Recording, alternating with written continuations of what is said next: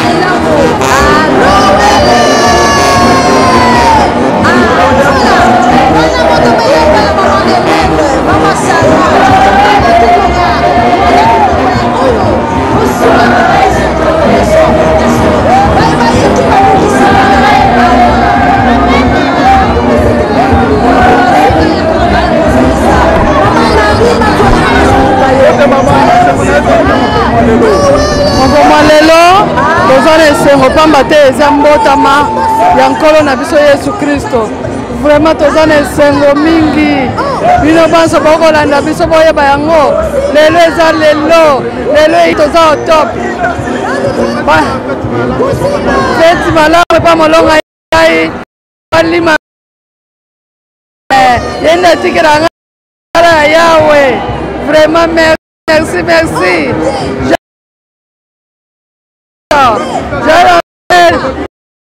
Joël Masolon Kimbangu TV Bino Banso Joël Noël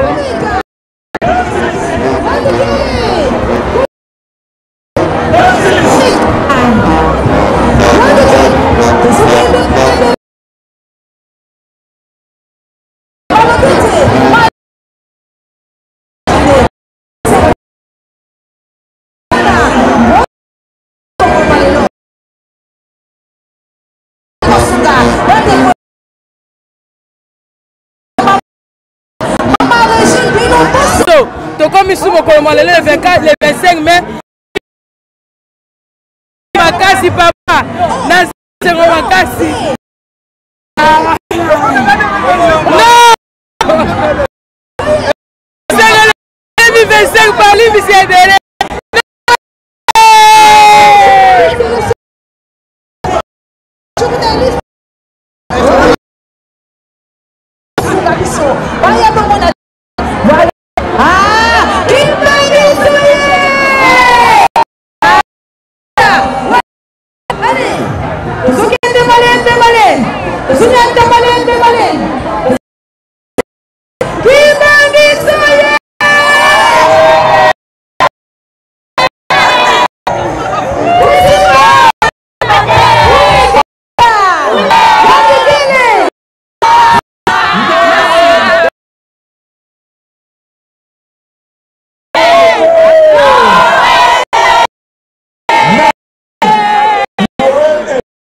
dimanche.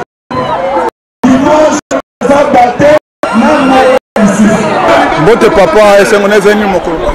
Oui, papa na ngai journaliste esengona biso ezali pambate 109e anniversaire ya papa na biso kwa lunga na kiangani mwana mibale ya pasi Mokimbangu oyo abotama Marinzi tani na mboka Nkamba na tango wana ezalaki esengo kasi tango ya abotamaka nini elekaka wana mbisi monene ebomaka na mboka Nkamba mbisi wana batu balia balemba oyo etikalaka ebongwani libanga lelo koyo ekoma histoire tala esengo na biso pona ezali elongwe epai ya bapaya mindele eye epai na biso esengo nde yango wana date ya solo ezali le 25 mai oyo ya kala le 25 décembre wana toboyi yango déjà ya solo joyeux Noël na biso totombeli yango mingi d'abord epai ya bandimi nyonso ya pasi Mokimbangu pe baebanso balandaka biso de loin tout comme de près bayeba ete joyeux Noël oyo eza ya biso nyonso kimbangise eza pe ya biso nyonso balobi papa Mokimbangu azali nzambe papa Mokimbangu molimo mosantu olinga te nzambe azalaka moko ekolo moko munoko pe kotikala moko tondi Bote mama bote papa na biso matundo mingi papa na biso esengo na ngai ezali ete nakomona ete mbotama ya mokolo malelo na 2025 oyo ezalaki bongo mbotama ya nkolo Yesu papa dialungana ye abotamaki bongo na 1916 azali bongo mwana ya mibale ya papa Mokimbangu voilà. Joyeux Noël na ngai na tombeli epai ya papa Kidaya Ndombolosi oyo azali bongo mosungi kati na libota na tombeli epai ya papa Kinkela na tombeli epai ya bandeko nyonso ya presse pe libota na ngai mobimba bango nyonso baza na poto ya seruti ya gagi bayeba ete mokolo malelo eza mokolo na ngai na yo esengola moto oyo abongolaka motema tango sokoli motema na yo epai wapi babafu mbanza akokota kati na motema na yo nde epai wapi okozwa kimia esengo mbotama elamu epai ya bana ngai kwesi Simon V bango nyonso mbotama elamu epai ya baye nyonso bazali kolanda biso mbotama elamu merci.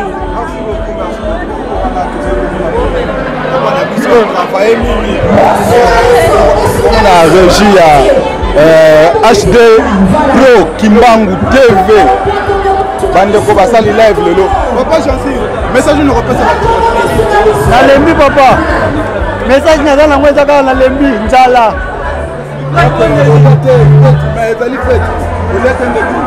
fete ezali me na tikala ozwa temps ya kolia te na melisi ya nganti bute ya mai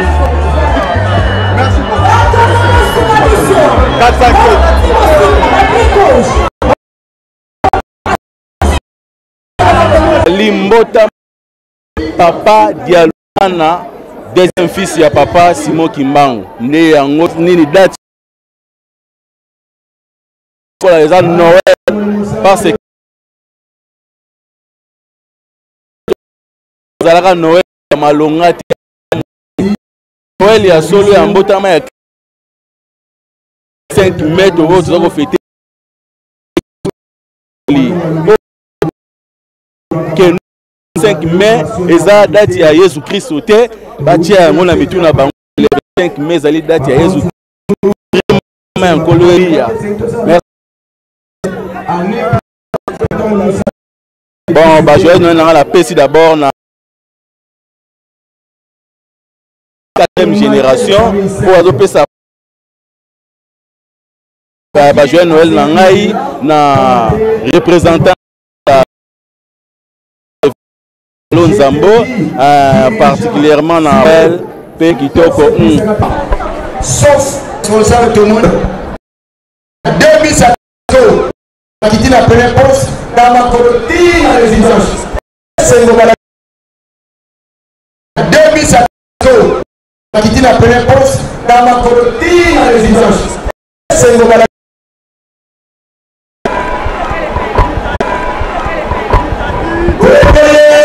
là-bas, on voit aussi l'exemple fête à tout le monde. Joyeux Noël à tout le monde. Voilà. Bonne fête à tout le monde. Joyeux Noël à tout le monde. À monde. Awa tuntomone la pote mutonto na ndako neto. Yokani Tusamba. Munazola kwa ye. Marge mula. Metunungini kuvutudena marge mula. Metunungini kuvutudena matondo. Muamonzo sedi mubeto. Tuizingdi munjonza. Tata mfumo mbanzi. Tata jalunga na kiangani Salomo. Mkolo Yesu wa Nazareth. Luku ya nzole. Tulombe mpasivo watutudila luvuvamu. Kuna este ya RDC. Zipuwezo inakuna mena mumpasi. Tuwakuna Goma, Kivu, Bukavu, Tanganyika, Chopo. Na kuzineza zonzo nukabaleka ndeka za Moteko. Binavonza ngutukulu yaku. Tulekele minivu. Unatula, unafana luvuva mkula ndambu ina penunza ya vimba. Epuka pa ingrampa nunua ngaja mbingu kumba mibondo. Binavonza na kwa ngenge. Babu tuwili longili ya nzami. Jinamputa mbeto tusalile bisadu. Babu tamu fui kuvambana.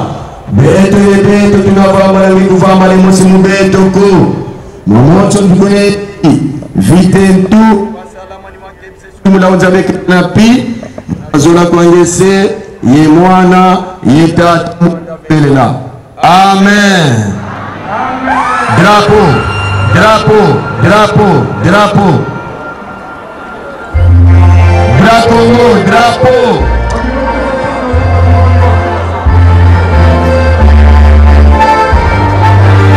Drapo, s'il vous plaît.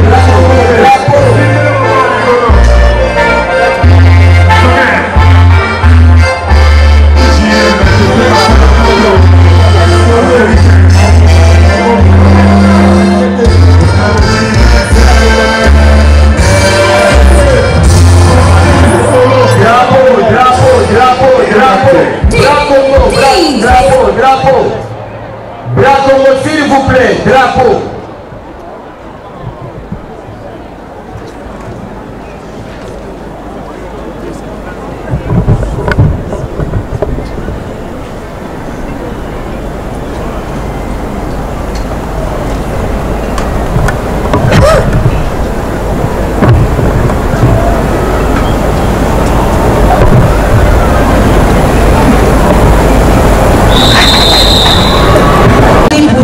Aya na service à presse.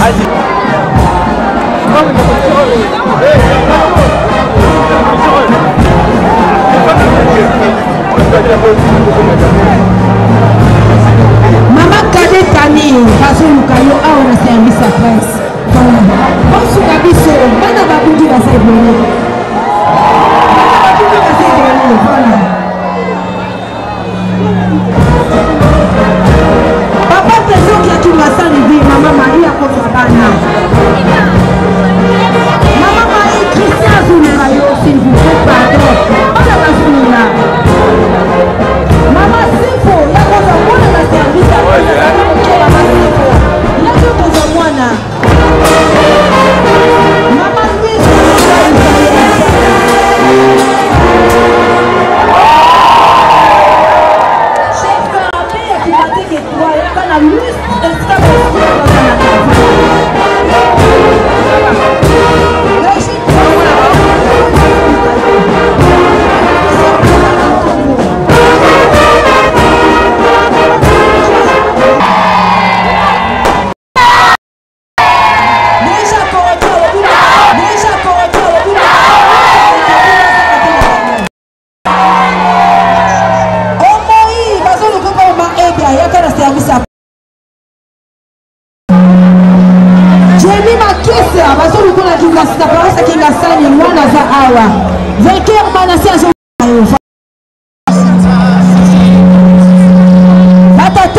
Batata Koreki Tata na biso Tata Bosangate Mbela Kulumbu Voyadiako Kanti ya Mambo Bosangate voyageko kanti ya mambo mosanga te Christiana bazoluko pa ya riti yaka sa presse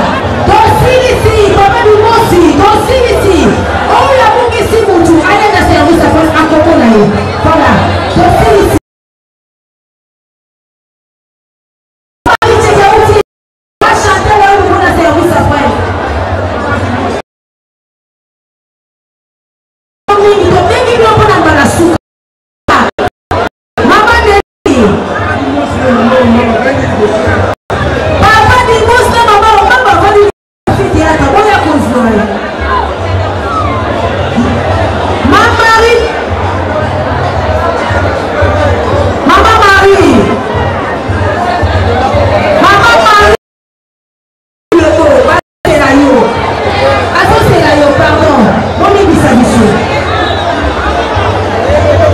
olokoki chemise ya kotika na service à presse mwana azaka akoka koloba te voilà mwana azali kokoka koloba te oya kofa mwana Jimona Jobina bazokubale Jimona Jobina voilà mama Kofi papa Wili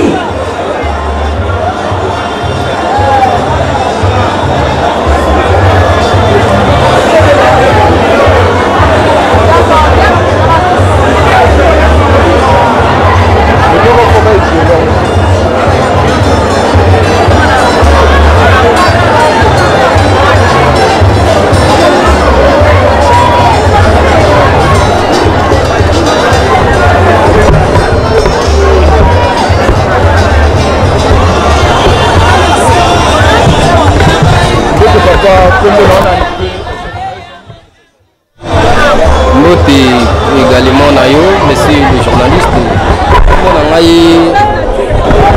Comment nangai ezali papa merveille Massimo nazali kimbangiste ya 3 égale 1 oyo source nangai ezali kamba ipa ya Nzambe nangai papa Simon Kimbango Kiangani et sengo nangai ezali po ya kosepela mbotama ya mukolo ya lelo ezali le 25 mai 2025 awa na centre d'accueil ya Kasavubu ya RDC ndenge tolobaka Kinshasa et pourtant toyebi te mbotama ya kolo Yesu po ya mbala mibale ndenge alakaka ete akobotama lisusu po ya mbala mibale kati na biso kasi epa ya biso bakimbangiste tondimaka ngo te kolo Yesu asi abotama nakanisi tope nayebi te soki epa ya bayi mokili bamonaka nanu teki kolo Yesu abotama kasi lelo biso to ndimi pe to sali ba recherche na biso to confirmer ya solo te kolo Yesu po ya mbala ya mibale abotami parce que soki totangi na mokanda ya Hébreu chapitre 9 verset 28 wana okomona ndenge ezolobela biso pona deuxième naissance ya Jésus-Christ alors que Yesu azali moto bon azali africain juste azali moto mwindo sikoyo esengeli na biso to lukisa toyeba soki azali moto mwindo ngo nani parce que toyebi na date le 25 mai décembre ezali en fait ali ndenge to mesanaka ko ya oyo ezali organisation oyo ba sala yango oyo ezalaka programmé na pape Liber ndenge wana avant 354 je crois ce qui na micocité oyo ezalaka programmé à partir ya bango bazalaka ko sambela oyo ba bengi bango ba épiphanie donc eza bato oyo ba lingaka ko sambela kolo Yesu mais siki bayebaka teki kolo Yesu ngonde abotamaka na date nini alors que biso tokopesa précision na baye bazolanda biso na sasa ipite kolo Yesu abotama